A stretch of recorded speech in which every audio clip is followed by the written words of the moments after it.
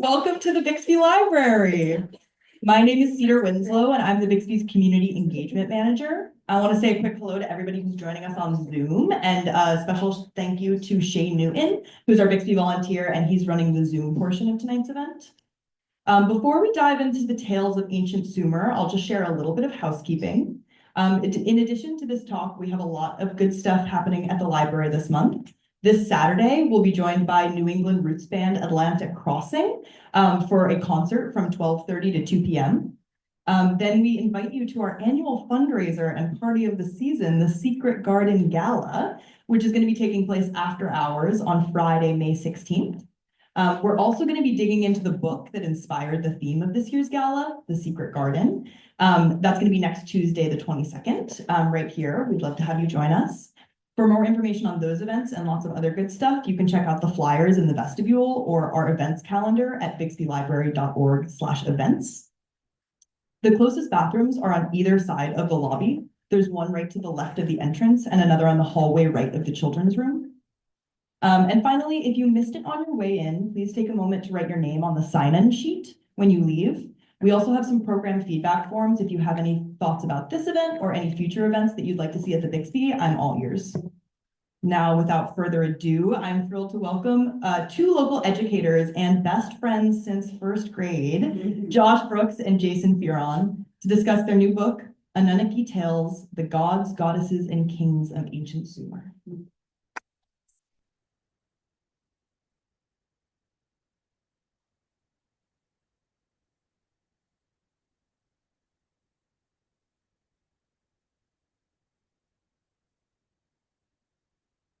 Hi, everybody. You hear me okay? All right, good. Thank you for coming. This is really cool in part because I spent a long time here when I was a kid, and like a lot of kids who come through these doors, learned a lot and read a lot of books, and it was just a huge inspirational place. So thank you. Myth is weird. So just giving everyone a heads up. Weird in a good way. I learned that when I was a little kid, and my grandparents bought me a children's Bible, and it's illustrated children's Bible. And the first thing I remember is this picture of a man and woman dressed in furs, looking terrified, running out of a garden. I had no idea what it was about. I couldn't really read it at the time, but I just remember that being so striking. And then I want to make sure to do this early so I don't forget. When I think we were maybe in third or fourth grade, Mrs. Rogers, who was our school librarian at Regents Elementary, you can raise your hand if you want. There you go. This is what she read, and I wish I could remember what the story was, but she read to us from Delaire's book of Greek myths. You probably may be familiar with it, and it just was my mind was blown. The story is about a princess marrying a bull, about a father eating a baby made out of stone. And as a kid, what is this? So I'm patently unqualified to write a book like this in terms of scholarship, but I have read myths for basically my entire life because of Mrs. Rogers' inspiration. So I just want to say thank you. Yeah, Jason and I have indeed been friends since first grade, and I believe our first venture was the one that I remember was creating some sort of a submersible to see if we could find Champ.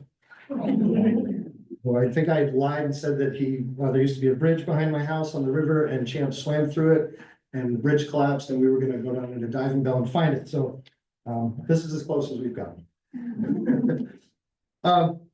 So I started off saying that myths are weird, and they are. However, there is a code. There's a way to dive in and figure out what might be going on. They're not fake. We hear that word myth all the time, but they do give a figurative truth.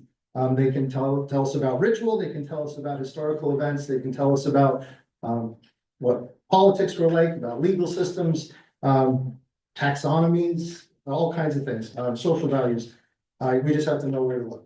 So today we're going to be looking at a place on the other side of the world. So I want to get started talking a little bit about Oh, first try. About Sumer. Sumer is located or was located in ancient Iraq and Syria and Kuwait. We call this part of the world the Fertile Crescent, or I should say archaeologists have called it that because this is the place where, as far as we know, the first farming happened. The date keeps getting pushed further and further back. The Greeks called the area, all right, I'm going to try it.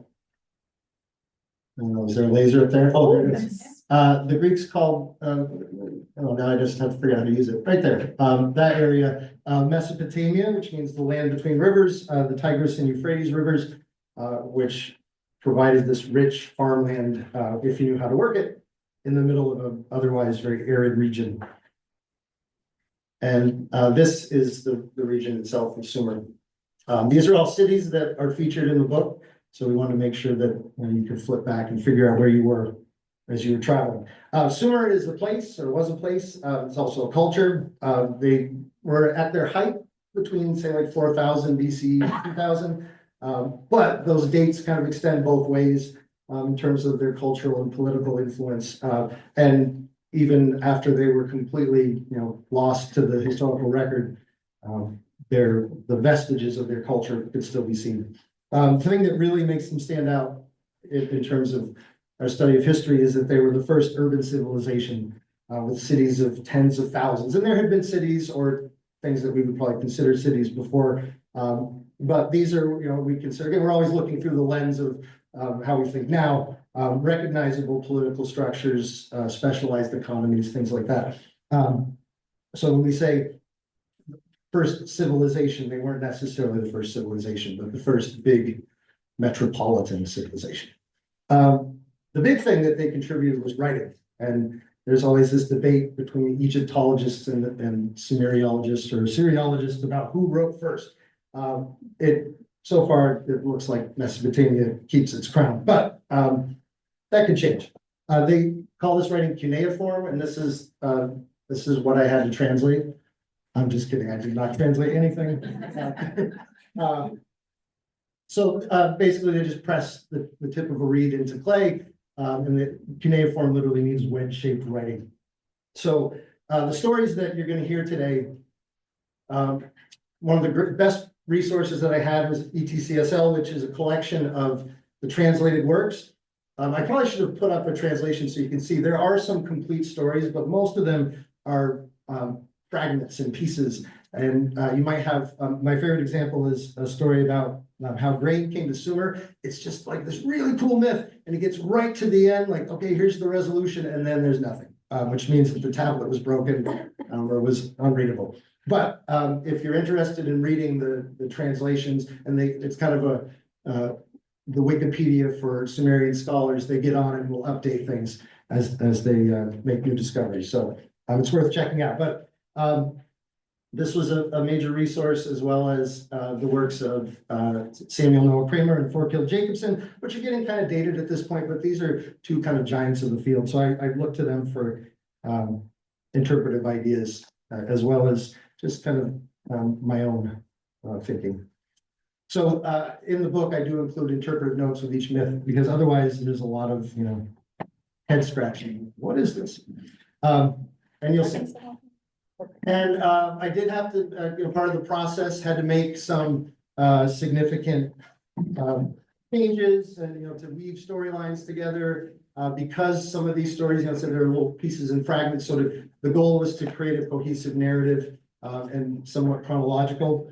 So that means that I did have to omit some characters. And so I just want to start off by apologizing to Ishkur, the god of storms, who unfortunately does not appear in this book.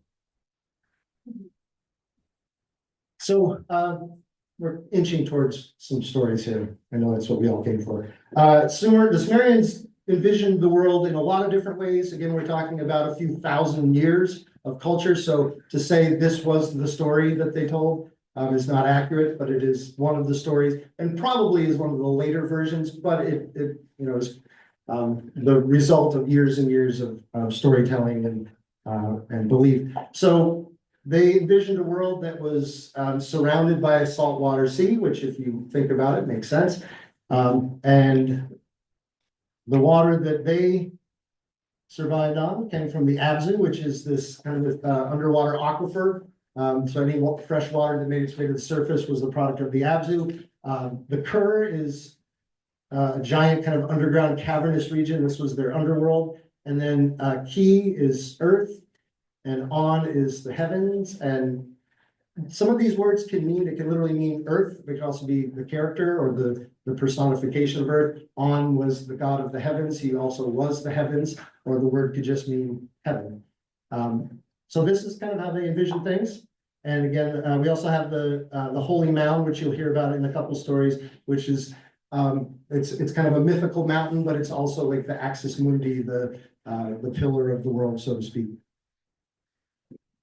And then we have the Namu, who is the mother goddess, the primal ocean from whom all things were created, and her children or her offspring are the Anunnaki. And this is, I'm going to let Jason kind of step in a little bit and talk about how he chose to depict them and where those ideas came from. But the Anunnaki, On means heaven, Ki means earth, and then that middle part, Nuna, is something along the lines of children of or princes of.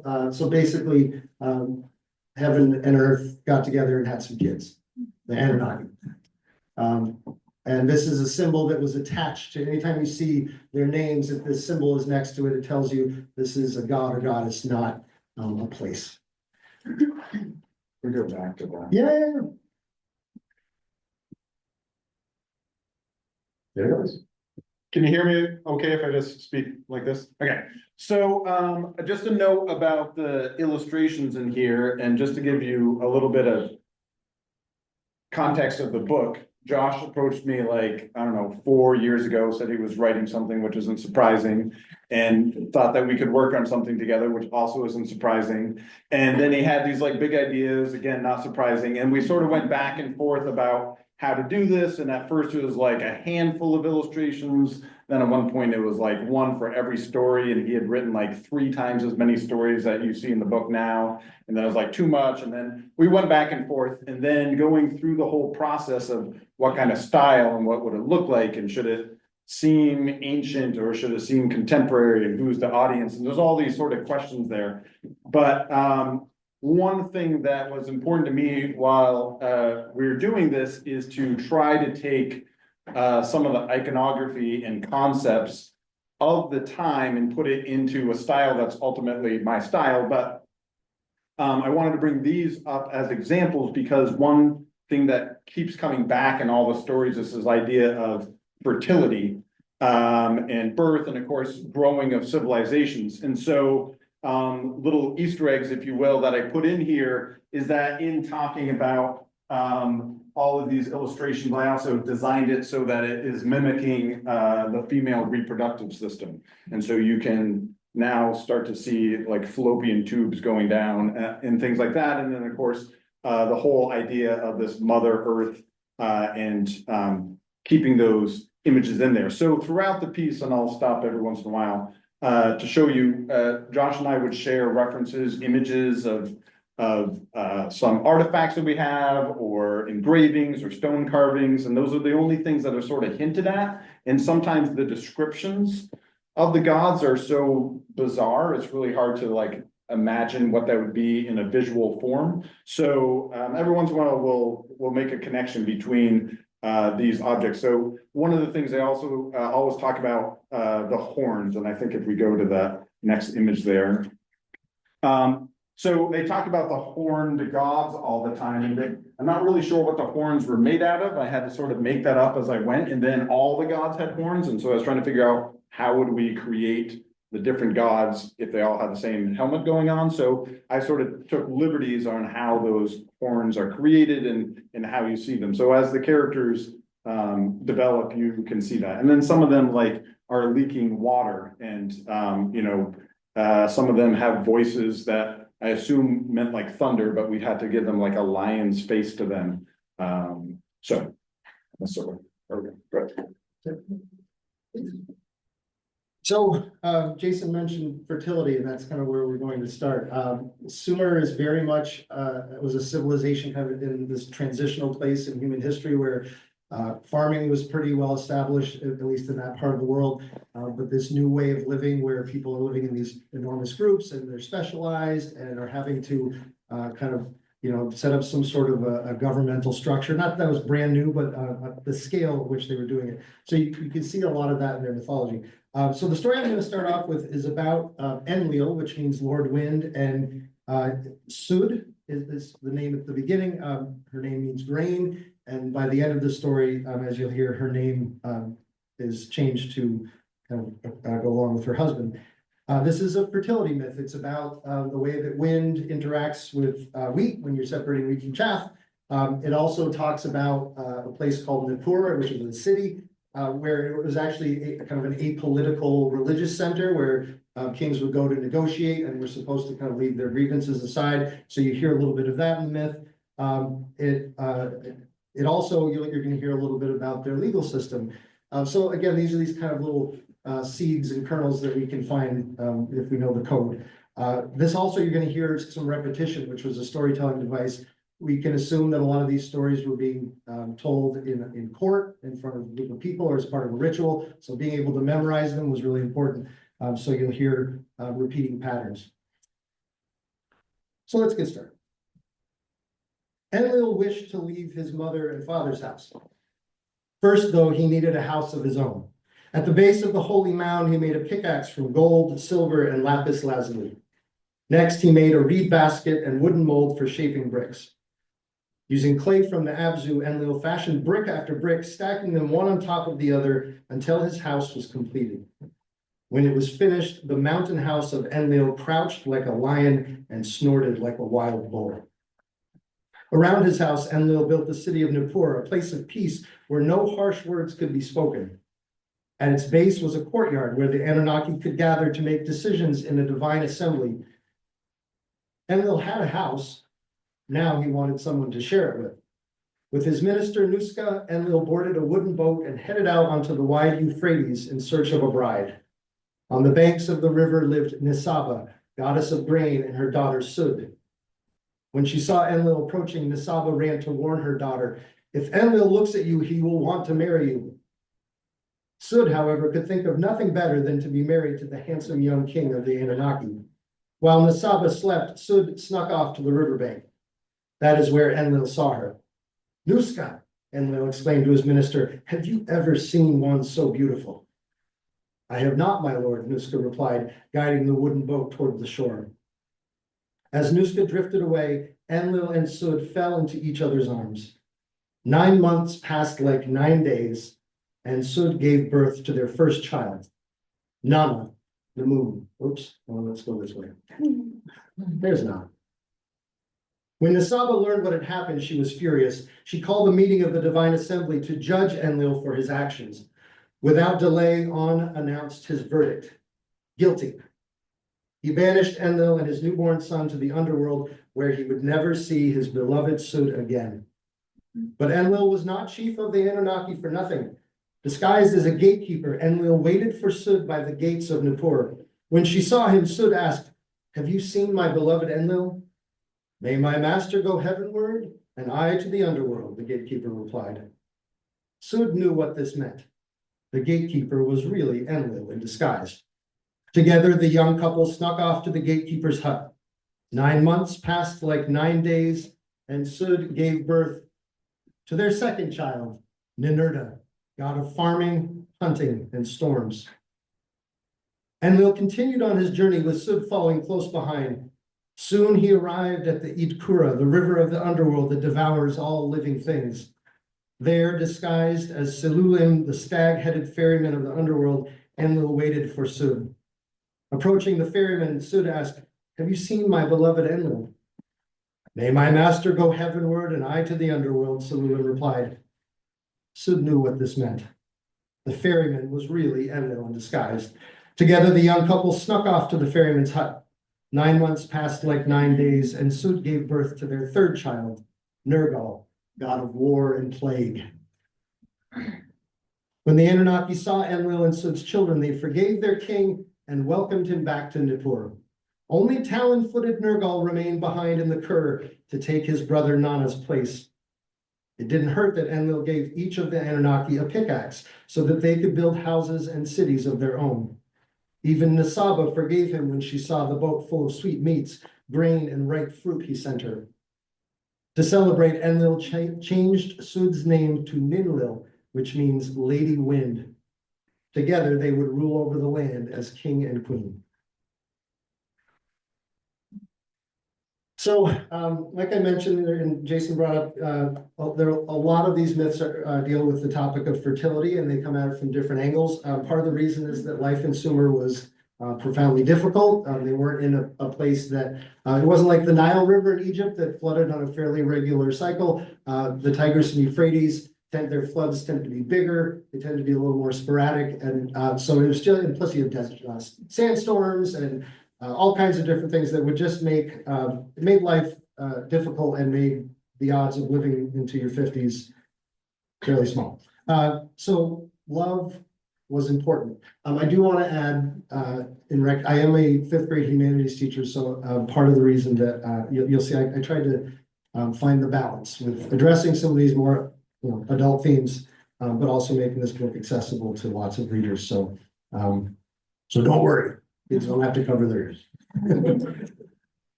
A lot of these myths also, speaking of fertility, deal with ritual.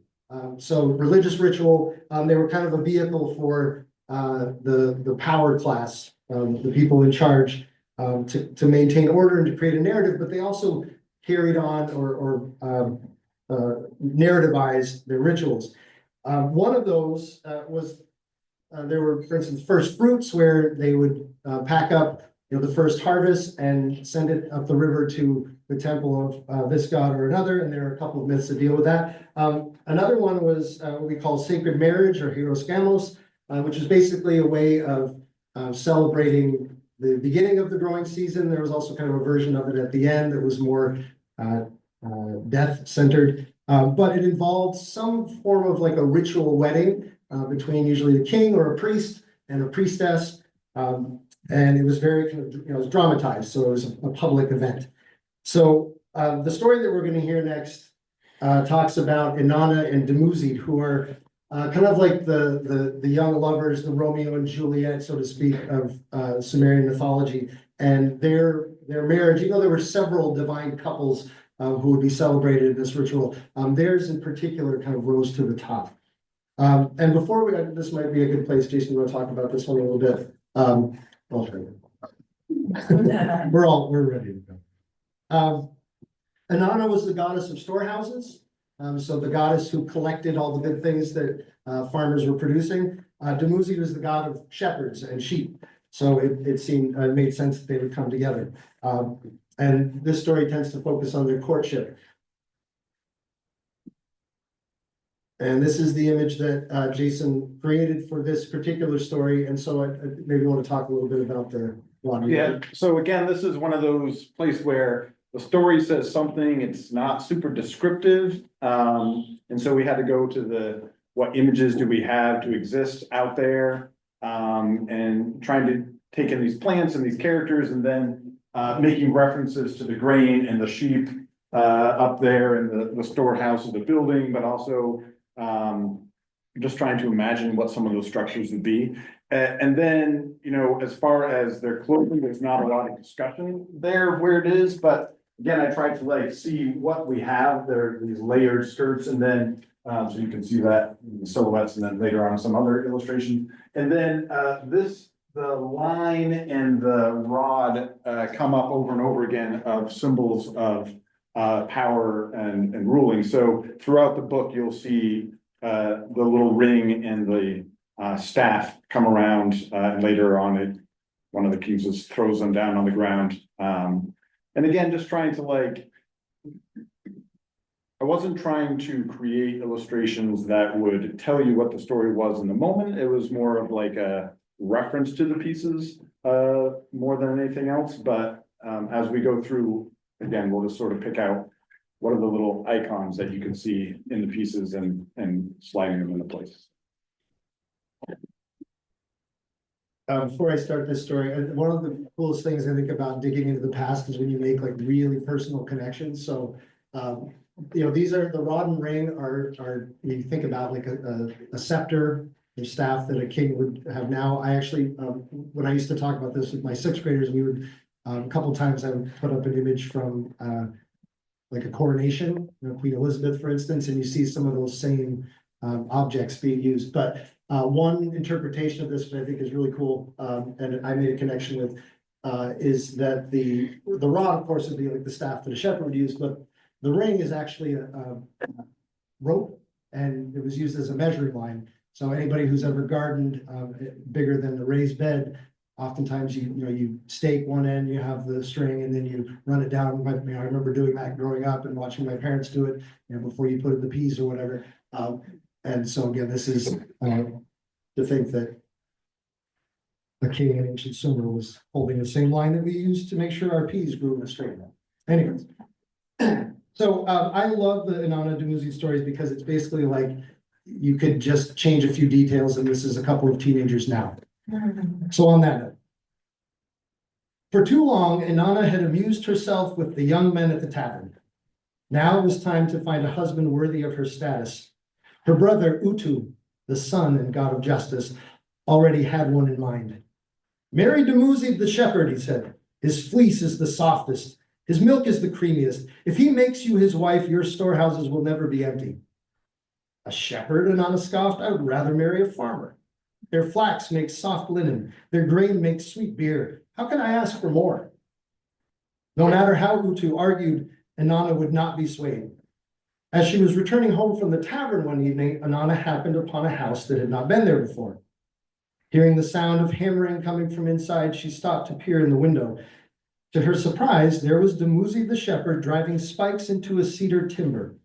But it was neither the shepherd nor the cedar timber that held Inanna's gaze. Instead, it was the basket of glittering gemstones on the floor next to Dumuzi. Seeing them, Inanna's cheeks grew flush.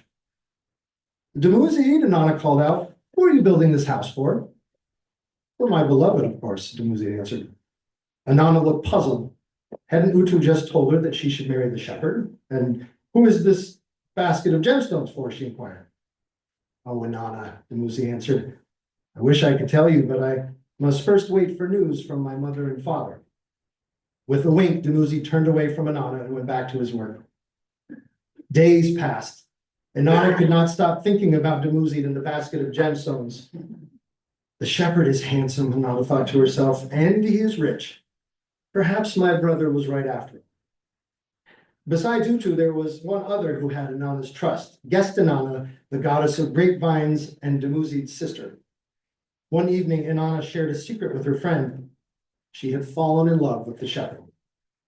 Guest Inanna went right away to tell her brother. Oh, Dumuzi, she exclaimed, you should have seen the way she hugged and kissed her pillow 1,000 times over, how she trembled at the sound of your name. Dumuzi leapt up from his seat, knocking over a jar of flour in the process. I must go to her, sister, he cried. I must go to my beloved. Slow down, Guest Inanna teased in the deepest, most fatherly voice she could muster. You are a boy, and Inanna needs a man. Yet, I will let you go. Go, Dumuzi, Guest Inanna laughed. Go to the arms of your beloved. And with that, Dumuzi was gone. In the shadows of one of Uruk's many alleyways, Inanna and Dumuzi danced to the sweet sound of the street musicians. But now it was late, well past the time when Ningal had told her daughter Inanna to be home. My mother will be furious with me, Inanna fretted, pulling away from the shepherd's embrace. What will I tell her? His eyes twinkling, Dumuzi drew Inanna back into his arms. Listen now, my sweet one. I'll tell you the story that all young women tell their mothers in situations like this. Go on, she sighed. Tell your mother, Dumuzi whispered, that you and Guest Inanna went to the square to listen to the musicians. Tell her that the music was so wonderful. Couldn't help but lose track of time. Inanna stopped Dumuzi with a look. Do not jest with me. What do you think my mother and father will do if they catch us together like this? Dumuzi lowered his eyes. You're right, my beautiful one. There's only one thing we can do. I will walk right up to your mother's gate and insist that Nana and Ningal give me your hand in marriage. Before Inanna could respond, Dumuzi took her face in his hands and kissed her passionately. Then he ran off into the night, leaving an elated Inanna behind. Kids.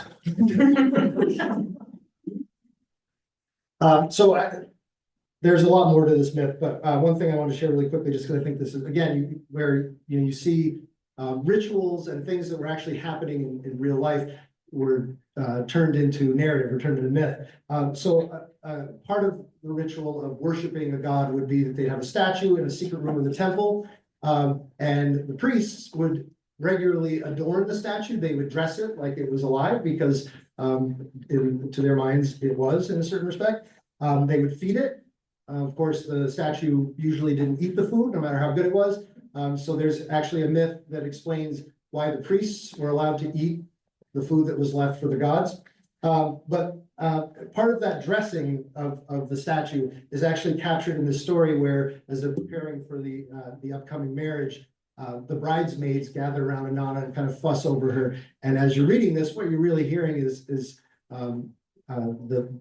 a description of the priests decorating the statue. So I'll just read a little excerpt of that. Next, Inanna's bridesmaids adorned her with precious jewelry. Around her neck, they placed a necklace of lapis lazuli. From her ears, they hung hoops of bronze and gold. On her wrists, she wore golden bracelets, while golden rings shone on each of her fingers. About Inanna's hips, they fastened a gold chain strung with alabaster beads. Lastly, they placed a leather diadem atop Inanna's head, inlaid with gold, silver, and all manner of precious stones. So this is they call this the Lady of Barca, which is, I believe it was Uruk in ancient times. And this statue again would have, like the eyes, there would have been something placed there, maybe shells or something. It would have looked lifelike. And you can even see like the ridge, the brow ridge, they would have put something, probably some jewelry or something in there. Decorated. So Inanna was the most important and beloved of gods in later Sumerian tradition, but I would say tied or a close second is my personal favorite character, Enki. Enki is if you're familiar with Norse mythology, is the Loki of Sumerian mythology. He's a trickster, and like all tricksters, he's just too smart for his own good. So this is the god who, he's a crafter. He is a civilizer. He's the one who teaches the arts of civilization. But he also is just constantly getting into trouble. I really thought deeply about telling the story that is featured on the cover. Best to just let you read it. And I would say that's definitely a 13 and up story. But he's, always getting himself in trouble. The earliest shrine in Mesopotamia, however, that is known of, was dedicated to him. So obviously he was beloved. A close third, and again possibly tied for a second, is Ninhursag. That is one name for the kind of the primary mother goddess in Sumerian mythology. There were several names, but she was kind of a goddess of plants and animals. Her name actually has something to do with like lady of the hill or the valley. It's basically this idea of, the wild. And she was also connected to childbirth, and that was really her most important function. She also served as the responsible one. So whenever the gods, any stories where their relationship with humanity is compromised, for instance, the Great Flood, where Enlil gets really ticked off that people are being too noisy. That's literally what starts it, and wipes them out. And she's always the one that says, "You idiots, if we kill them, we have nobody to feed us." And that line gets repeated many times. So this is a story that talks about the creation of humanity. The Sumerians refer to themselves as, and I should have said this at the beginning, I apologize. Pronouncing an ancient language is not easy, and there are people who are far more skilled than I am. So I'm doing my best. The word is sagig, which basically means black-headed one. So that's how they refer to themselves. So this is a story about the creation of the black-headed ones. And Jason's going to talk to us a little bit about some imagery here, but just to preface, Enki has been asked to create something to solve the problem of the servant class of the gods. There was a servant class. They're done working for the gods. They're revolting. They're destroying things. And he's asked by his mother, Namu, to do something. You're the smart guy. Fix this. This is the part of the story where they create humans to solve that problem. Ninhursag and Enki had a daughter. Her name was Ninkasi, and she is the goddess of beer. which was very important to the Sumerians. You can actually buy Sumerian beer because they left a recipe and somebody brewed it. It was safer than water at the time. But this story also features another motif that's very common in Sumerian mythology, which is the perils of drinking too much beer. So we're gonna hear that in a second. Do you want to talk a little bit about that? Just, so one thing you would have seen in that previous photo that what I thought was really interesting is the crazy long straws. That they would drink, and it was a way to like filter out what appears to be like the beer would have been like not very pleasant to drink straight on. So it was a way to like just strain it out of there. And so I wanted to have that straw on there, and then within the clothing again is that sort of iconography. So woven within her clothes, you can see the honey that would have been in the beer, and the wine and the barley and the wheat and all those things. So again, it's like trying to connect all those issues back to the piece. And then again, just sort of the stylization of all the illustrations were really just to be cohesive throughout the piece. And that's why it's all sort of a lot of silhouettes and things like that. And we built this over like 4 years. So there's a lot of iterations of how things went through, but this is where we landed, and Yeah, and I just want, Jason mentioned the straws were because they brewed their beer from bread that had fermented, and so the bread particles would kind of fall apart in the liquid. And they put in honey and various things. You can see that here. So yeah, the straw was just to get around all this floating stuff. Just picture that while we're listening to the story. To celebrate the creation of the first human, Enki threw an enormous feast. One after another, the Anunnaki raised their glasses in praise of Enki. Soon both he and Ninhursag had drunk too much beer. Turning to Enki, Ninhursag boasted, "You might have given this being life, but it was up to me whether or not it was of good or bad quality." The room fell silent. Rising to his feet, Enki grabbed another handful of clay from the Abzu. "If that is true, Ninhursag, then let us have a contest. For each black-headed one you create, let's see if I can determine a good fate for it." Ninhursag agreed. With Enki's clay, she shaped a man who could not stop his hands from shaking. In a flash, Enki had found the man work, standing at attention in his master's chambers. Next, Ninhursag shaped a woman who could not conceive children. Enki immediately found her work as a weaver. One after another, Ninhursag created humans, and one after another, Enki found them work no matter their ability. Ninhursag had no choice but to admit defeat, but Enki wasn't done yet. "Now it is your turn to decide whether a human I have created is of good or bad quality." With his remaining clay, Enki shaped a being that fit in the palm of his hand. When Ninhursag spoke to it, it did not open its eyes. When she tried to feed it, it did not eat. No matter what she did, Ninhursag could not get the being to respond. "I cannot decree a fate for this one," Ninhursag said through angry tears. "I name him, his day came too soon." With that, the goddess returned the premature child to the clay of the Abzu. The Anunnaki cheered. Enki had won, yet he was gracious in victory. "Ninhursag, you are the one who shapes the child in the womb and gives it life. Truly, there would be no black-headed ones without you."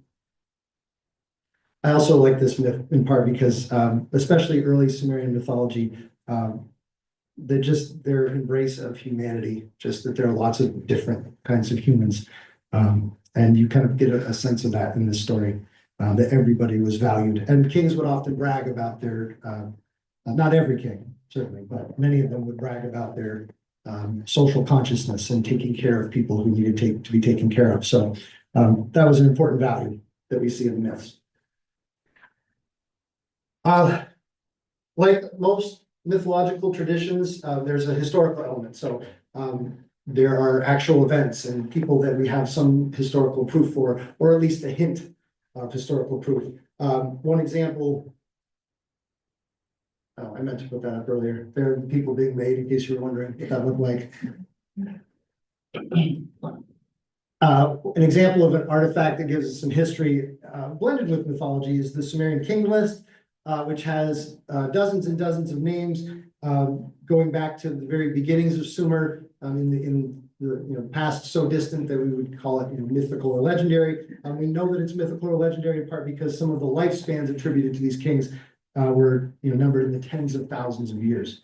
But there are enough where you have some historical evidence for them that it makes it really interesting.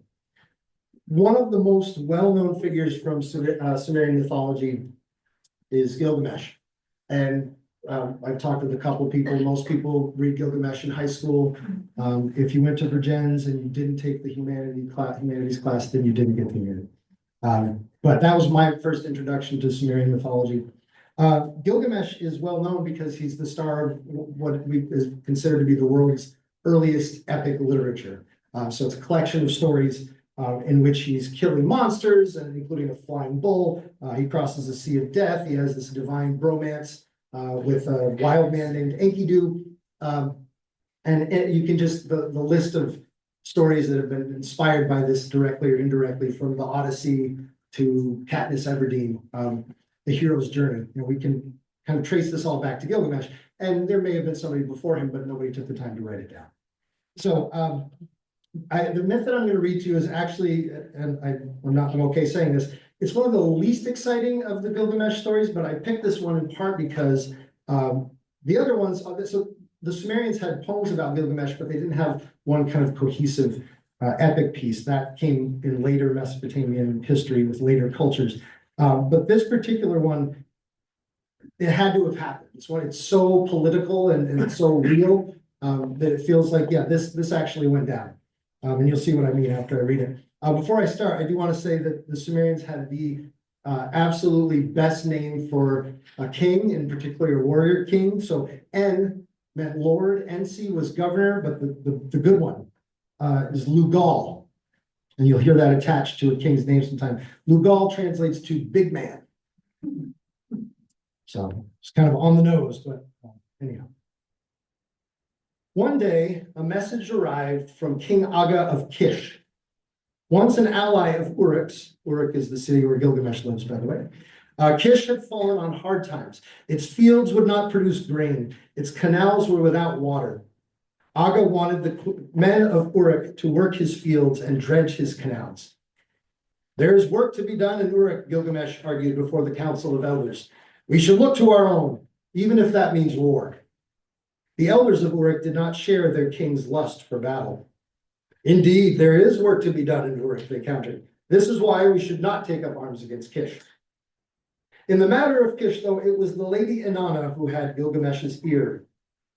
Bring this problem to the young men of Uruk, the goddess council. It is they, not the elders, who will dredge Kish's canal if Aga gets his way.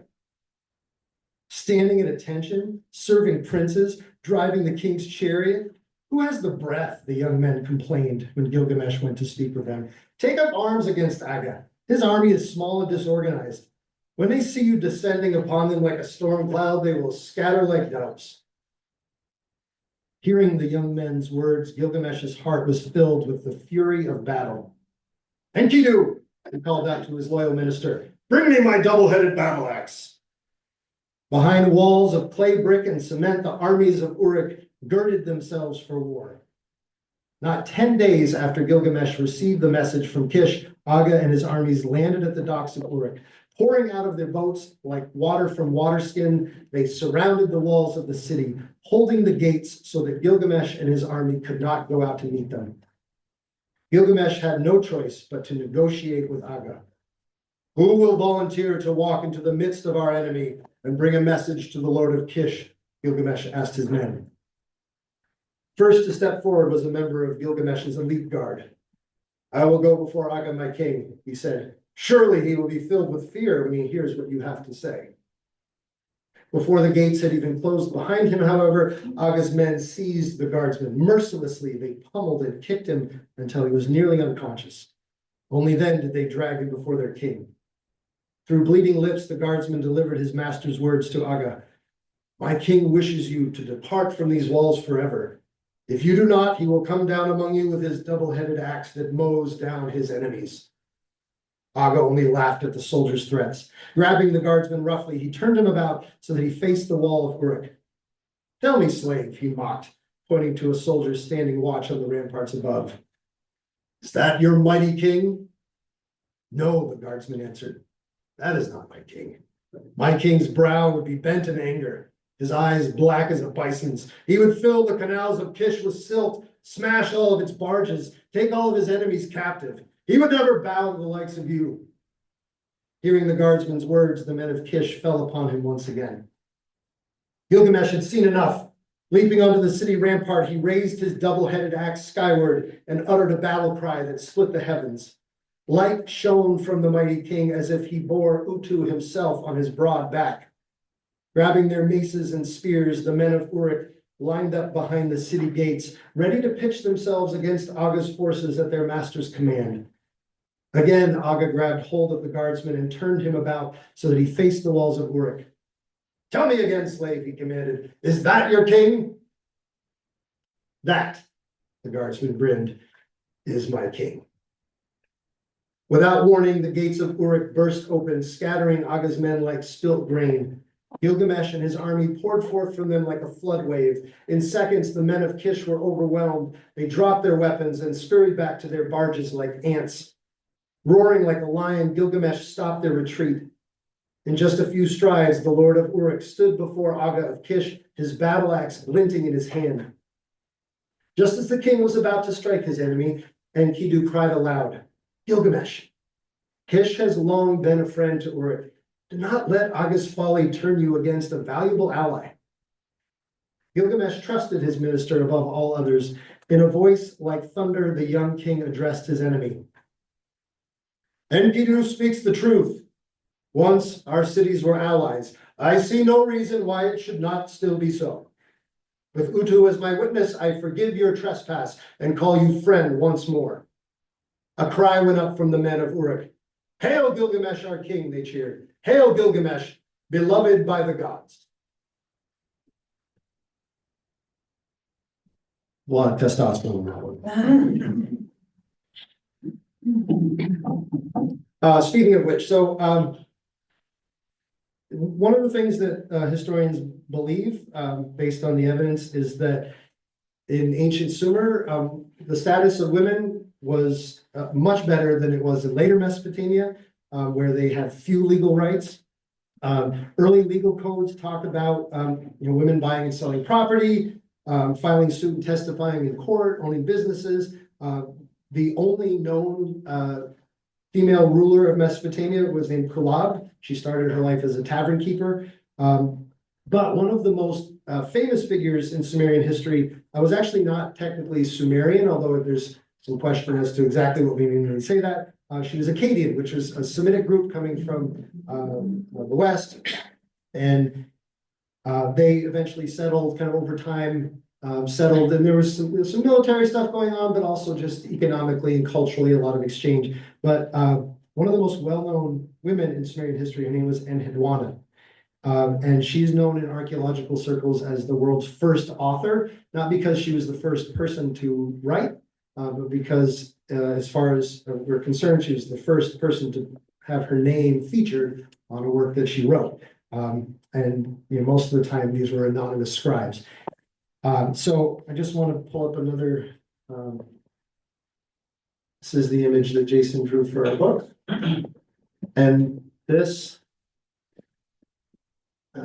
this is Enheduanna, carved into this plaque, and this would be the House of Light, which was a temple to Nana that she was the head priestess of. And Jason's going to tell us a little bit about some of the artifacts that inspired this. Yeah, so again, it's sketchy of where things were and talking about this woman, this character, and this idea of what were they writing or not. And we sort of took some liberties here, and I imagined that she would tell her stories more in a oral tradition and probably along with music or whatever. And so in this piece, we have a couple of things going on. one, in a couple places, we do know the cuneiform for things, so, we put that in. Homage to the temple, her connections, with, the moon. And then in her hair, we do have some of these really elaborate, headpieces that they had, and so I took pieces from there as well, so we kind of put that in there. And then the lute that she's playing is, inspired by a Babylonian lute of this bull-headed lute going on there, so you can see that piece down in there as well. So again, trying to like make as many connections as possible to the imagery going through here, and yet trying to fill in some pieces that we didn't know as we created stories. And then some of the stories, again, don't have details, so I would create an illustration and then Josh would just sort of like add the details in to back up my illustration as we went, because there just wasn't that much information.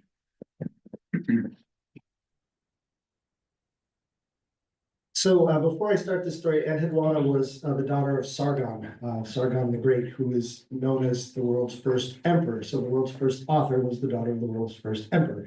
And part of what he did was to consolidate politically. And part of that by making his daughter the head priestess at one of the most important temples of the land. It's obvious he knew what he was doing. Her writing is very personalized. So again, you've seen like some of these myths were much more narrative and ritualized. She was writing, it was like she was speaking. And so that style, for instance, if you're reading the Old Testament of the Bible as an example, early Jewish writings, this very personal style of prayer is very similar to how she wrote. So she's kind of considered, even though her name again was kind of lost to time for years and years, she's kind of considered an inspiration or an influence on later writing. So this is a story that the part that I'm going to read comes after the temple has been overtaken by a band of ruffians. Her grand nephew, Naram Sin, is now the ruler of the empire, and she's been banished from this temple by these ruffians, and she's appealing to the gods to help her, in part because of the service she has provided for them. Hiding in the hill country beyond the city walls, Enheduanna pleaded with the Anunnaki for help. I, Enheduanna, head priestess of Nana, entered the holy temple in service to the gods, she began, but the usurpers prepared the offering table as if I were not there. The holy light burned me. The shade that once refreshed me smothered me like a storm. My mouth, which Nisaba once filled with honey, now overflowed with sickness.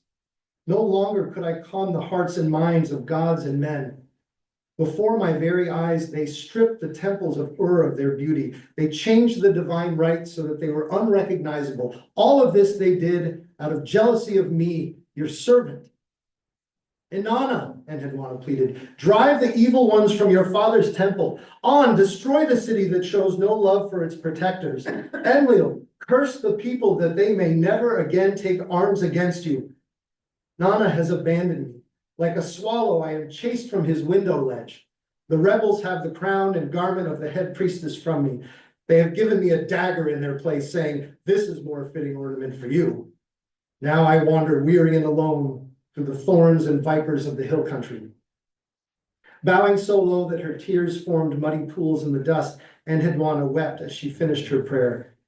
I am a lost child, a captive in my own country. Oh, great gods, may your hearts be placated. May I be avenged in your name. From her seat on the holy mound, Inanna heard Enheduanna's plea. Turning to On and Enlil, Inanna asked, who else is more deserving of our help than Enheduanna? No one, came their reply. In that year, Naram Sin waged 9 battles against rebellious cities. With Inanna's blessing, he won them all. In Ur, he slew the rebels and mowed down their gang of ruffians beneath the wheels of his war chariot. While he tore down the city's walls to their foundations, however, Naram Sin left the house of light standing. Though Enheduanna once more watched over Nana's temple, the people no longer saw her as Nana's alone. Now she was a vessel of Inanna, who had declared her judgment on the wicked and restored peace to all of the land. in gratitude and had wanted to compose a poem of praise to the Queen of Heaven and Earth, the Queen of Heaven and Earth. Lady who possesses all divine powers, bathed in radiant light like a dragon, you have descended on the rebel lands, you have turned their water to venom. When you cry out in battle, all of your enemies fall to their knees before you. Your teeth crush stone, your thunder roars constantly. Your storm winds are inexhaustible. At your birth, you were lowly. Now the Anunnaki kiss the ground at your feet. Like frightened bats, they flit about in your presence, Holy Lady. You reign supreme over this land. In your name, the crown and garments of the head priestess have been restored to me. All praise to you, Inanna. May what I have written at midnight be sung in the temples at midday. So the Sumerians basically invented the 60-second, 60-minute thing that drives us all crazy, running around doing things. They didn't invent time, but it seems like they were ahead of their time. But we are just about out of time. So I do want to make sure we have time for some questions. But I think that was a good place to end, in part because if it wasn't for these scribes, these stories would be lost. If it wasn't for people digging in the sand, following mysterious trails and traces, we wouldn't be able to do this writing. I do want to say really quickly, Inanna is up here, a couple of things, just kind of some final thank yous, and then we'll take some questions. One is that I'm wearing this Inanna t-shirt because I do recognize that we live in a time where we're really finally, at least in some circles, embracing the importance of context and cultural context and ownership. I am not of Middle Eastern descent in any way that I'm aware of, but here I am, writing these stories, and I write them just purely out of love for mythology and love for the myths. But I felt like it was my responsibility to make sure Inanna was aware that I recognized my place. So I don't know how many people I've admitted this to. I would go outside every few nights when Venus was sparkling in the sky, and Venus was the goddess Inanna, and I would just say, thank you for letting me do this. So I want to thank Inanna, and I also thank her for not striking me down. I took that as a sign that what I was doing was okay. I also, and I don't know why I didn't start with this, I mentioned coming here to the library when I was a little kid, and just book after book after book, and I need to thank my mother for that. So one of the ways. We used to walk up the hill, and I remember like peeking over the railing of the river and wondering what would happen if I jumped in, and she'd say, "Don't."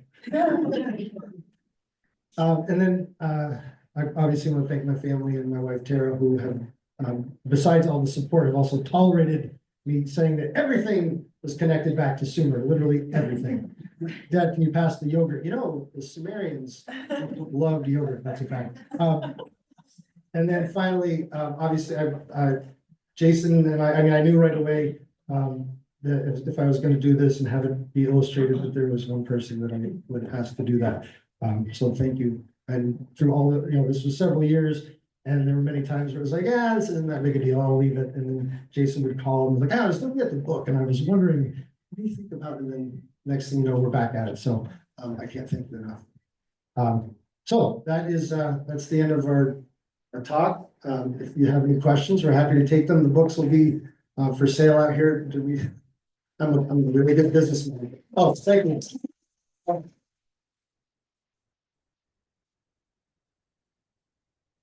Please everyone just cover your ears. Did we decide on a price? I think it was 20. We said 20. Yeah. Okay, thank you. Any questions? Thank you. That was fantastic. Thank you for all your hard work and illustrations and everything. And I'm curious about the t-shirt that you're wearing, and are those available?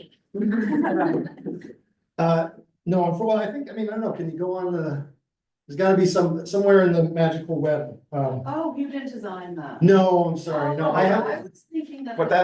Well, I'm glad you asked, because at one time, like years ago, when we were thinking about this moment, in my mind, I was like, oh, it'd be cool to have these illustrations printed and on shirts and stuff like that. And then, I was like, at the last minute, I was like, no one's gonna want to buy that. And then two, on my 50th birthday, which just happened last week, my son gave me the gift of saying, I have an idea for you. But he didn't actually do it, which is to create a shirt for me that would have this. So there aren't any currently, but there will be in the future. The idea is- The idea is up there.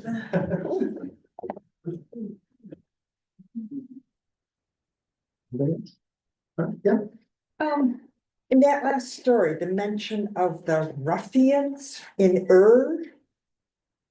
my only familiarity with is that that's supposedly where Sarah and Abraham set out from. yeah, of the Chaldees, So yeah. I'm trying to figure out in terms of the time frame.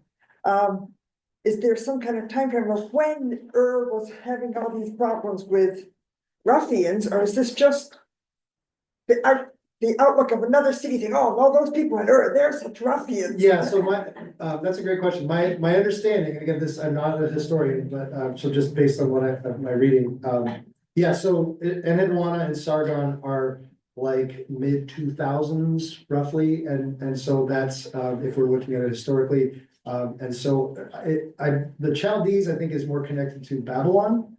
And again, don't quote me on that, which is a later, Babylonians are the Amorites, which they're also mentioned in the Bible. And that's, we're talking about like Nebuchadnezzar and Hammurabi. And so the of the Chaldees is more in that kind of part of the timeline. This is, again, if we're following the historical timeline, this would be a few hundred years before that. But again, that's, there are a lot of dates out there and a lot of differing opinions, but it's definitely the same word. I will say in the book, it was, reading the stories there, a lot of them were confusing. We talked a lot about how to make it accessible as going through all the iterations. And if you've seen the book, Josh does a nice job of sort of summarizing at the end what you should be taking away from it. And then also making connections with other stories that you're more familiar with. So if you go to Barnes and Noble, there's like a giant wall of all the myths of humanity out there, and Sumer is not anywhere in there, and yet we know all these stories. So as you're looking through, you can always connect like one of the ones of like an ark. It's great to see that the flood story is in all of these different stories, and Sumer has a story about the flood as well. So different, but same concept going on. So it's a little bit more accessible reading. That. All right, thank you, everybody. I don't